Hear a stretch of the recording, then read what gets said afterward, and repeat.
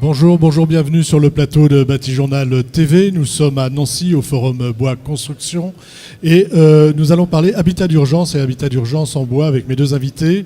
À ma gauche, Julien Méa, bonjour. Bonjour. Avec le micro. Vous êtes le représentant de Mètre Cube Île-de-France. Mètre Cube, très rapidement, une présentation. Mètre Cube, c'est un groupement interentreprises de 8 entreprises construction bois en France. Donc on est répartis sur toute la France avec 8 sites propres à chaque entreprise. En face de vous, Julien Belair, bonjour. Bonjour. Vous êtes architecte et vous êtes, c'est vous qui avez eu le... Alors je sais pas, c'était un concours, c'était comment pour ce dispositif d'urgence? Non, ça a été une commande en direct avec l'association Emmaüs Solidarité qui est maître d'ouvrage de l'opération, même si au départ c'était une commande politique forte de la part de la ville de Paris, soit Anne Hidalgo. D'accord. Donc en fait, comment vous abordez le projet? Qu'est-ce qu'on vous demande? Quelle est la commande? Donc, la commande arrive mi-juillet. C'est une commande de réaction à l'urgence qui est qu'il y a des migrants qui s'agglutinent sur les trottoirs de Paris. Et donc il s'agit de faire un dispositif de premier accueil, un centre humanitaire pour héberger ces personnes qui débarquent à Paris avant qu'elles soient prises en charge par le circuit normal de l'hébergement. Donc pourquoi je dis que c'est un projet un petit peu coup de poing, c'est parce qu'on nous a appelé mi-juillet, on nous a demandé de faire le projet en 2 mois et demi. Le projet, c'est un projet qui héberge 400 personnes, qui fait un pôle accueil, un pôle santé, et du coup ça représente entre 5 et 6 000 mètres carrés à construire, le tout en 2 mois et demi. D'accord. À quoi ça ressemble? Donc c'est un projet qui est fait de modulaire pour pouvoir tenir les délais. Donc on a travaillé avec beaucoup d'entreprises pour sortir les 6 000 mètres carrés en 2 mois, tout compris, études comprises. Et du coup, il y a des chambres qui hébergent des personnes par groupe de 4. Il y a des réfectoires, des sanitaires. Tout ça compose 8 quartiers qui composent le centre d'hébergement en tant que tel. Et ensuite, devant, on a une sorte de grande structure gonflable qui est le pôle accueil, qui fait 900 mètres carrés et qui donc, à l'intérieur, on y a disposé des containers maritimes qu'on a transformés en bureaux. Et donc ça, c'est on va dire, le guichet à l'échelle parisienne. C'est le guichet pour voilà, les gens où les qui personnes arrivent, se présentent, sont reçues par des médiateurs sociaux et du coup vont ensuite vers le centre d'hébergement et le pôle santé. Donc c'est vrai comme ça a été une opération très rapide, il a fallu faire appel à différentes techniques constructives et on a opté pour la construction bois pour les chambres. Donc on a 100 chambres de 16 mètres carrés chacune qui ont été construites par le groupement Mètre Cube, on y reviendra certainement tout à l'heure. L'enjeu, vous l'avez bien compris, c'était d'arriver à faire vite et bien. Donc dans toutes les normes de la réglementation française, on n'est pas dans un village de tentes au fin fond du désert du Soudan, on est à Paris dans une réglementation française, donc il y a de la RT 2012, il y a de la réglementation incendie. Donc on est dans des bâtiments, des petites chambres, enfin des chambres qui répondent à toutes les règles de sécurité incendie, de RT 2012. Le bois vous apporte quoi, vous, en plus de la rapidité? Est-ce qu'il apporte autre chose? Est-ce qu'il apporte de la convivialité, par exemple, à l'intérieur? Disons que l'objet de ce projet, c'était de faire un projet dont on peut être fier, qui réponde à tous les enjeux contemporains, donc de l'accueil de ces personnes en recherche d'un abri, mais aussi aux enjeux contemporains de faire une ville adaptée, une ville juste, une ville économe en énergie, une ville qui produit moins de gaz à effet de serre. Donc l'enjeu, c'était vraiment de trouver chaque matériau dans ses qualités pour répondre aux besoins qu'on avait. Et là, pour ces chambres en ossature bois, donc l'idée c'était de vraiment faire quelque chose qui est très confortable en termes d'acoustique et de thermique pour qu'on ait une cellule intime forte et que les personnes, quand elles sont dans leur chambre, elles n'entendent pas les voisins et elles sont vraiment en capacité éventuellement même de dormir la journée quand elles ont fait la queue toute la nuit. Donc voilà, donc déjà du confort. Ensuite, on a joué avec ces petites maisons pour faire des rues dans des quartiers. Et du coup, ça a une petite atmosphère de village. Donc ça nous a aussi permis de travailler sur le côté pittoresque, sympathique de ces matières. Et donc il y a des perrons devant chaque maison. Les personnes peuvent s'asseoir sur le perron Et donc le bois était, à mon avis, une grosse plus-value sur le projet. D'accord. Alors, on va venir vers vous, Monsieur Méa.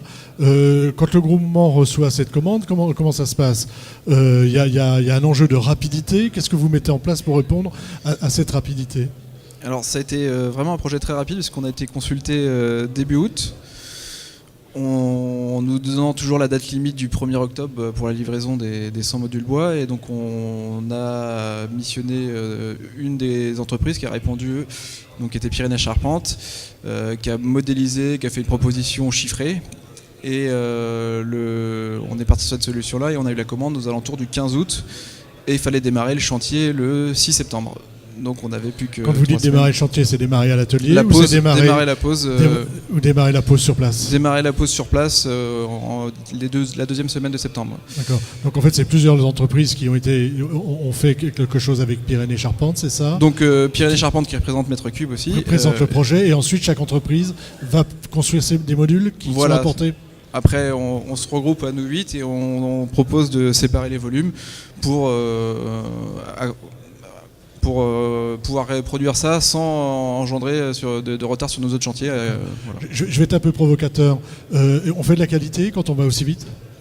Est-ce que le bois permet d'arriver à la qualité La méthode choisie permettait de rester dans la qualité puisque c'était de l'ossature bois pour nous très traditionnel. Enfin, on est capable de produire très rapidement de l'ossature bois. On fait ça depuis de nombreuses années. On n'est pas des débutants en construction bois, on a pour cette entreprise plus de 100 ans dans le groupement, donc on respecte tout ce qu'il faut. On a même répondu à différentes demandes pendant le chantier d'adaptation, notamment à la stabilité au feu par rapport à des demandes pour les pompiers. Donc on a su aussi être très réactif sur chantier, au niveau de la coordination. Réactif avant et réactif sur chantier. C'est ça. Comme on disait, c'est un projet qui s'est fait au fur et à mesure.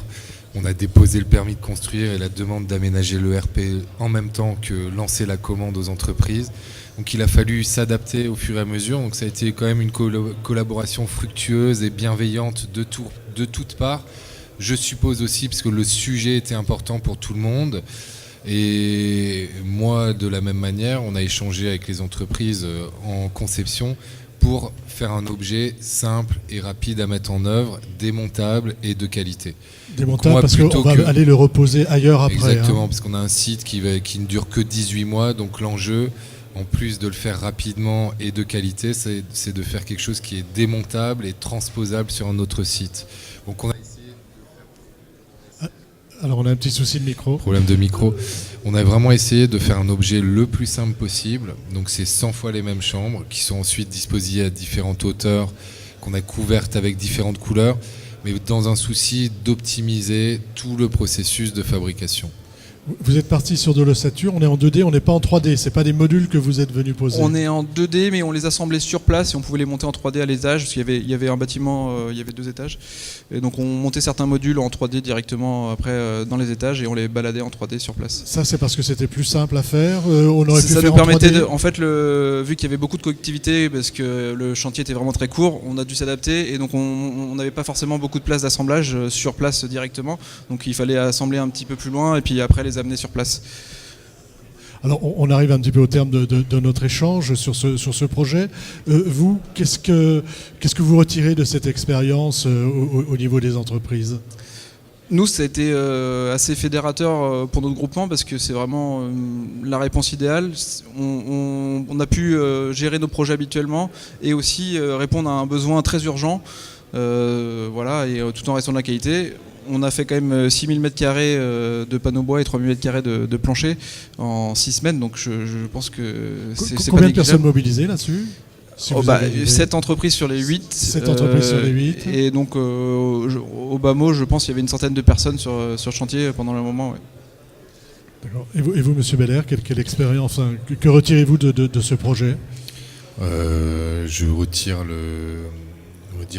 tire la conclusion du fait que c'est possible de faire vite, de faire bien.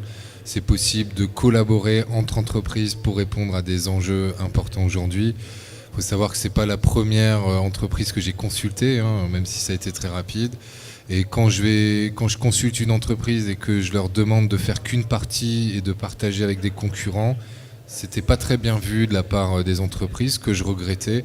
Et donc j'ai un peu eu cette chance de tomber sur le groupement Mètre Cube, qui était assez nouveau de ce que j'en sache, et qui donc est vraiment dans cette dynamique de faire de la synergie, de mutualiser et de collaborer. À mon avis, c'est très important aujourd'hui qu'on sorte de ce monde de concurrence absolue et qu'on arrive à collaborer sur les projets qui en ont besoin.